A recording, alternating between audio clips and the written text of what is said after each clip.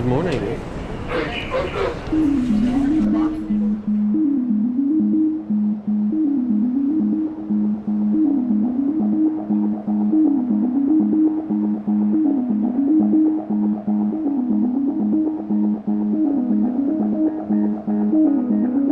The idea that they were able to have a canal in the middle of this large continental America, it was, for the humanity, it was a perfect idea to move faster to the other side. Ever since the arrival of the Spanish in the New World, this has been a dream, a modernization for something amazing. Even ancient Egyptians were the leaders in canal building.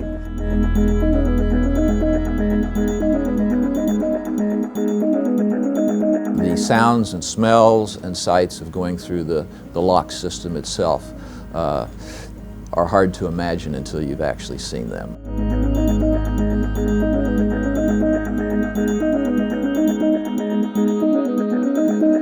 Well, it's in my position as captain, we always do new ports around the globe, around the world. But Panama is a unique place, as we all know. So it's exciting. I have to say, I'm excited to be transited in the new lock. I can't wait.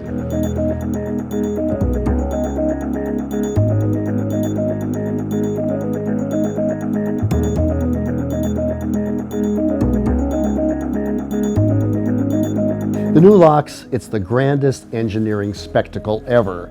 Yes, the American locks are 103 years old and still functioning today. Only 3 closures, a rock slide back in 1915, too much water in 2010, and the invasion of Panama to take out Noriega in 1989. So here it is, a year and a half later. We'll see how the Agua Clara locks do and the rest of the expansion project, but something to always witness and admire.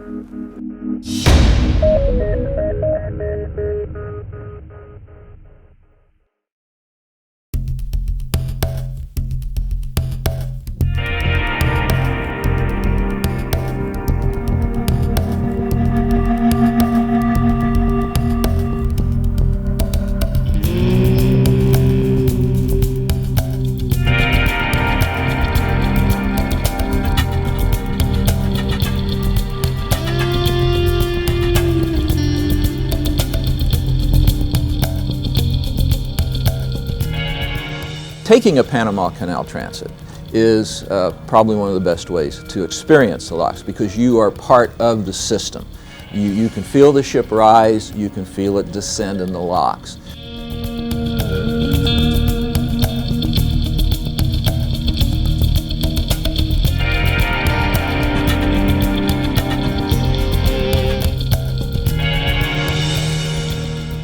Good morning, Caribbean Princess. This is Caleb, your video producer. It is just about 7 o'clock, and as you can see, the ship is starting to make its way to the first section of the Agua Clara locks. We'll be passing through on our way to the Gatun Lake, where you guys will be getting off for your tours and enjoying your day in Panama, so we'll see you there.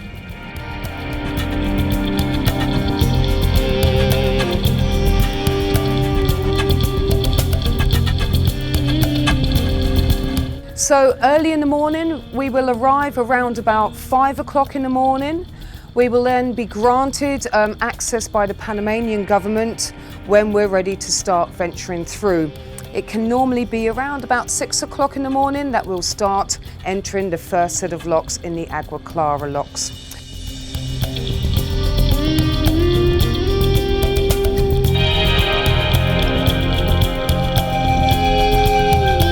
The photographers and videographers go out early when the pilot comes in about 5:30 before the daylight. They go out to make sure we are in position someplace.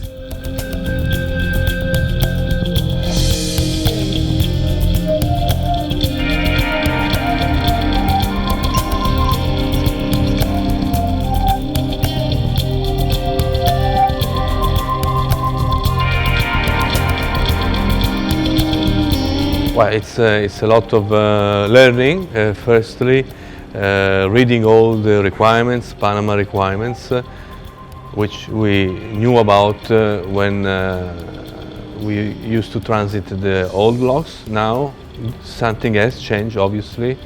in the way they operate in the new locks. So we have learned this on charts and by discussing with the team, and now it's time to execute it.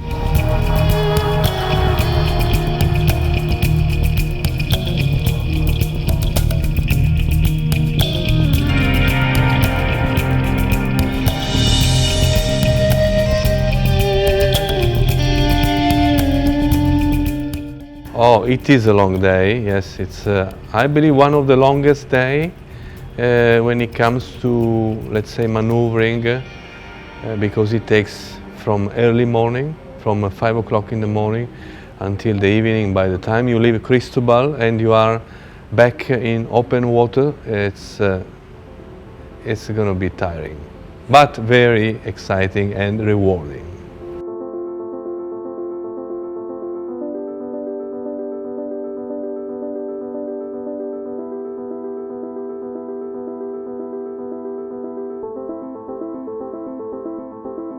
Obviously, the new locks are much bigger than the old ones.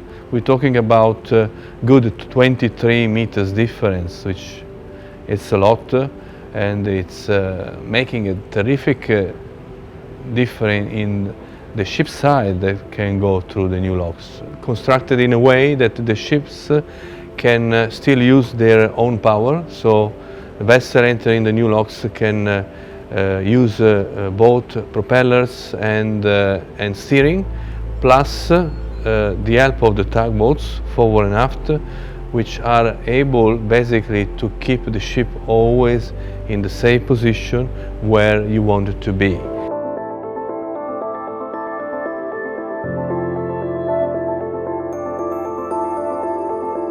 The Panama Canal is a lock and lake canal. When we enter the canal from either the Atlantic side or the Pacific side, we go through a series of locks that raise the level of the ship in usually nominally three equal steps to the level of Gatun Lake, which is a man-made lake. When it was filled in 1913, it was the largest man-made lake in the world.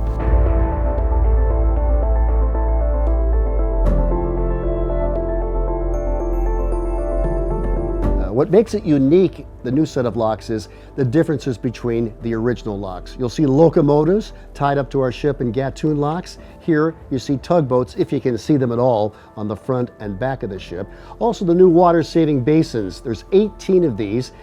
Each one is the size of 25 Olympic swimming pools, all designed to recycle 60% of the water that Panama uses. It's dispersed to the sea, so they're saving 60%.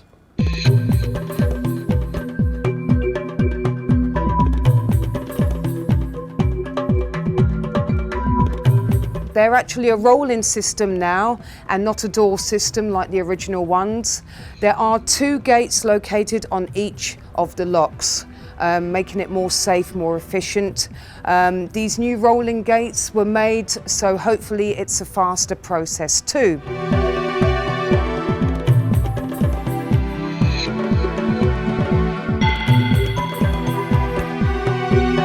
The actual savings are 7%.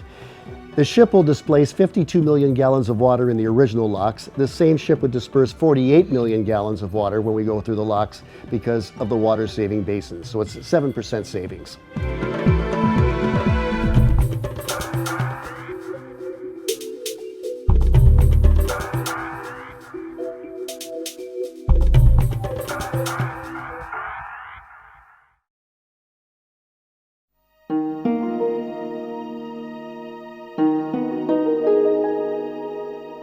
The canal's always been a dream of many countries as a shortcut to go from the Atlantic to the Pacific Ocean. So originally it wasn't really the U.S. that was involved, it was the French. And the French started in the 1880s.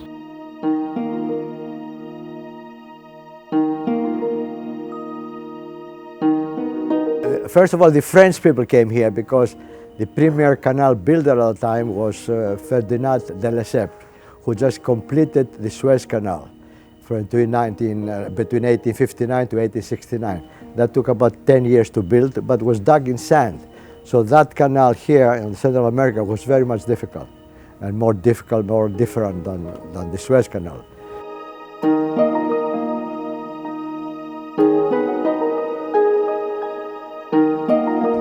conditions of Panama are far more demanding than those of the sandy deserts of the Suez. So many dangers came into place, like rains and swamps, blistering heat, disease, some of the most geologically complex land formations in the world. So that's when the US then took over, with Vice President Theodore Roosevelt took office after McKinley's assassination back in 1901. The assets for the canal, as we know it today, were purchased from the French by the Americans in 1904, and then the next following 10 years, the Americans completed what we have as the Panama Canal today.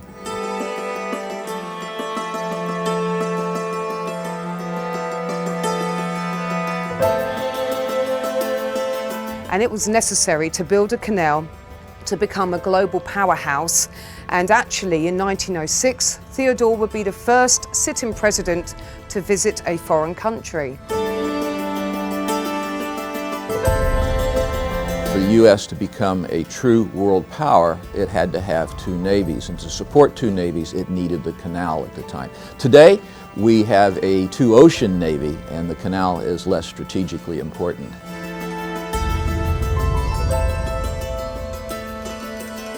So US construction actually began in 1904, and it was about $375 million was spent over the next 10 years of the working time.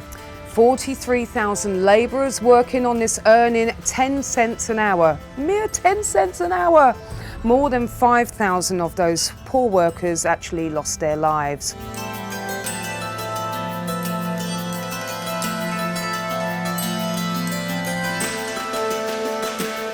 The mosquito was killing people. They thought it was the vapors from the earth when the steam shovels were digging, and the vapors were making people sick. When Dr. Gorgas came down in February of '04 and was assigned as the chief medical officer for the project at that time, he realized from his past experience that what he had to do was to make the canal zone livable and a place where people could work. To do that, he had to basically control malaria. Malaria was the big killer, but yellow fever was the big fear. So the U.S. took over in 1904. They bought out the French for something like $40 million for all of their rights and maps and equipment that was left, and paid for some of the digging that had taken place. And the U.S. worked from 1904 to 1914 when the canal opened.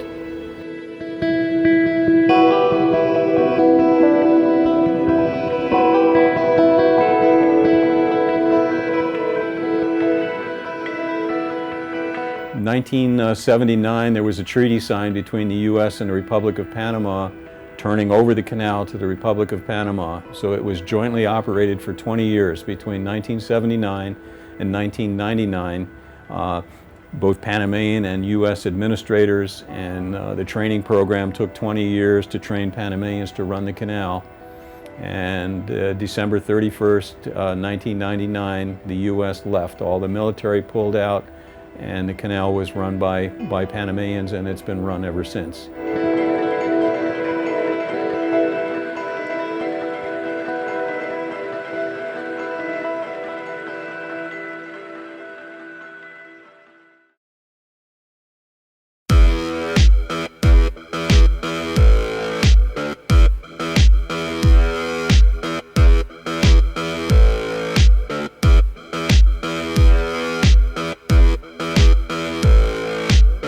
The Americans really are the ones to give credit to. They built the first, the original canal back in 1914, August 15th it opened. After all this time, a lot of traffic, a lot of busy people are working there, and now it reached its capacity. So thus Panama says, time to build an expansion project, thus the new locks.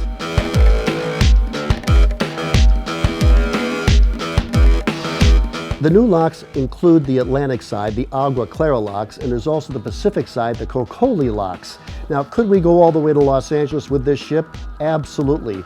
We would just barely clear the Bridge of the Americas on the Pacific side, but yes, this ship is equipped and could do it if we wanted to do the 15-day experience.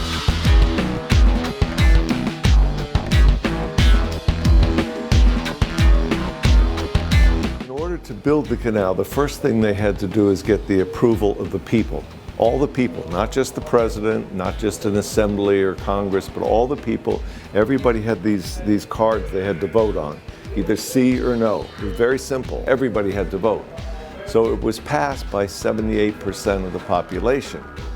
So once it was passed, then they began to work out the plans and everything. The original budget was for $5.5 billion.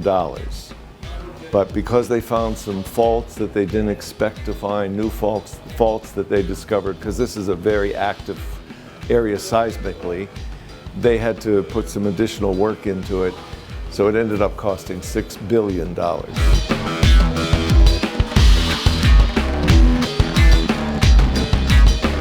So in our cruise here, we will go through 3 chambers known as the Agua Clara locks. $550,000 is the base price for a ship to go through them. Ships are getting much bigger, of course, so this project had to be done. If you want to be an employee on the Panama Canal right now, you have to be a Panamanian citizen. It's a long training process for a pilot, about 4 years or more. And you start out, when you first start out as a pilot in training, you take a small boat through, such as one of the tour boats.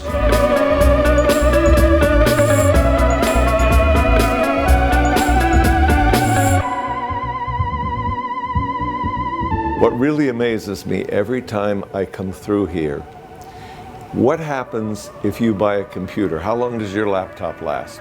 Maybe 2 years, if you're lucky. How long does your printer last? If you buy a toaster, how long does that last? If you have a cell phone, your $600 iPad phone, now you gotta get another one, right? Here's something that was built and designed 100 years ago, and it's still working exactly as it was designed after over 100 years.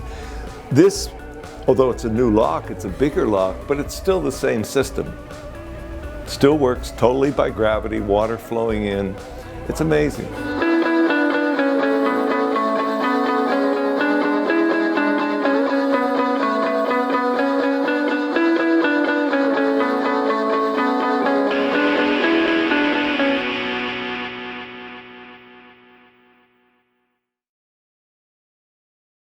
Suez Canal was all in sand, so it was very easy digging. This one, my gosh, I don't understand how, with the type of equipment they have there in the beginning of the last century, how they were able to do that. In terms of size, how big are the new locks compared to what the Americans built?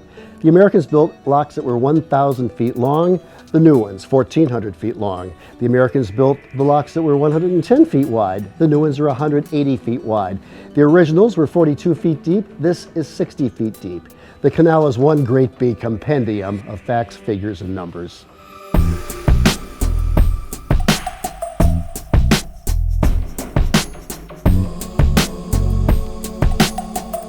Well, we are very used to having pilots on board all the time. In fact, every port where we're going to, we're having harbor pilots. So they are an integral part of our bridge team when they come on board, and it is especially true in Panama Canal, as they are becoming part of the team and directing and guiding you through the locks.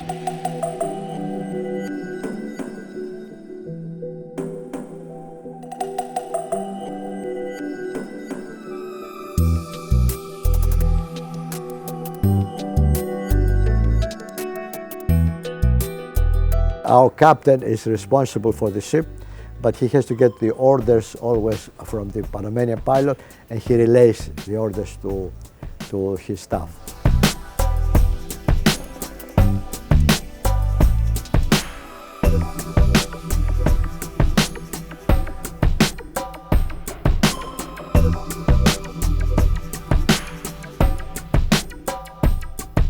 Well, folks, we made it through the locks. As you can see, the ship is now in Gatun Lake. The tender boats are going to be escorting you all to your tours, and hopefully you guys will have a wonderful time in Panama, seeing lots of cool things and having lots of great experiences, and we will see you when we get back to Cristobal.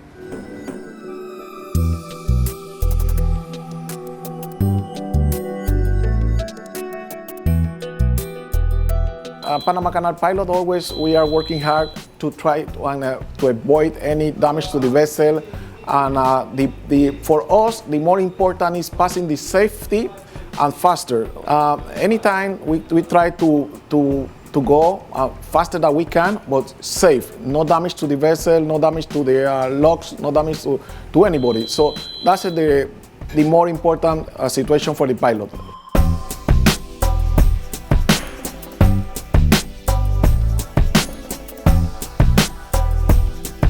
They also overall in charge in communicating with all the parties, including tugs, boat masters, mooring, let's say linesmen who we have on board on each end, called the mariners. So we do a briefing when they're coming on board, the first thing in the morning with the pilot. We agree on the plan, and everything is discussed thoroughly before we execute the transiting of the locks.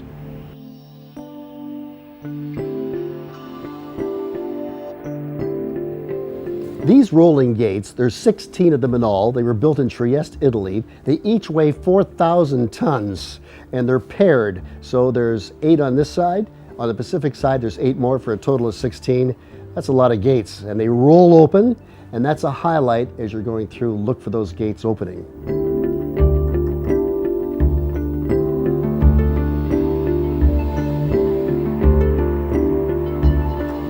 Okay, the canal, when the U.S. had it, didn't raise the tolls for something like 75 years. It was rather cheap to go through the canal.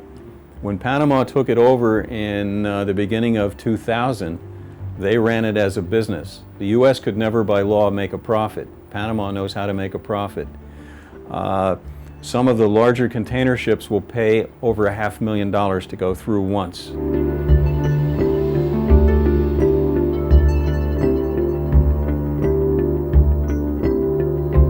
The question we get is, how much money is Panama making off this new project? It cost $5.4 billion to build. Well, let's see now. The largest toll to date in a year and a half has been $830,000. That's only one toll in a year and a half. Imagine what they're going to rake in over the course of time. Yet to be seen.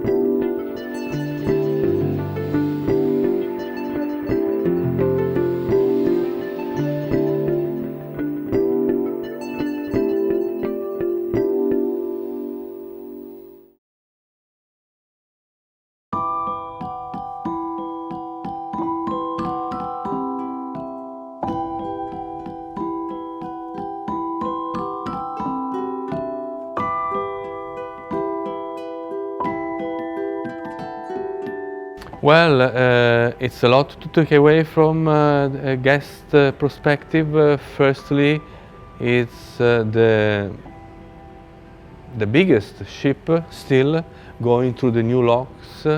I know that there are many of our guests who have been already transiting the old locks many times in their, let's say, traveling career, but they can't wait to see the new experience through the new locks, and they will just be fascinated by it for sure.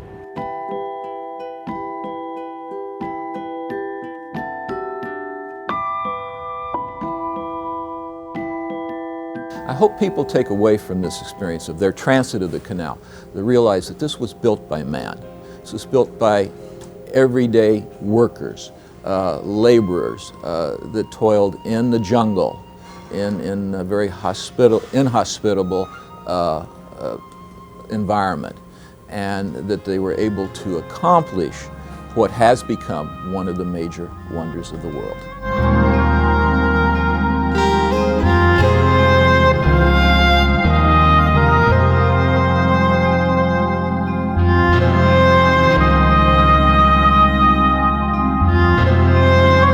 I think if you're looking at the canal and the fact that it was built by Americans, but they also brought an awful lot of folks from other countries into this. A lot of the equipment came from Scotland. The early marine boilers and dredges were made in Scotland, some of the finest machinery in the world.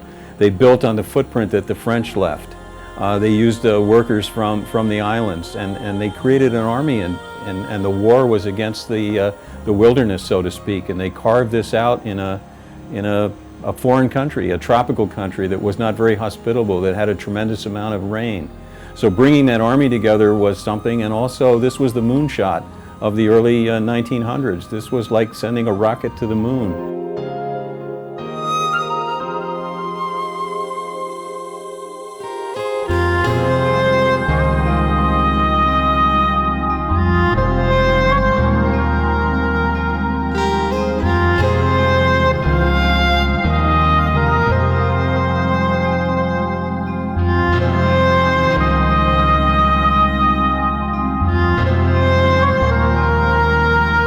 Seeing your ship from above, and that's one reason for getting the video, because this is your cruise. And I think that's a nice keepsake, a memory that you can pass down. And it's a unique one that isn't available to everybody either. The view is fantastic. Seeing the ship in the lock, you see how big our ship is, and even though the locks are massive, we fill it up.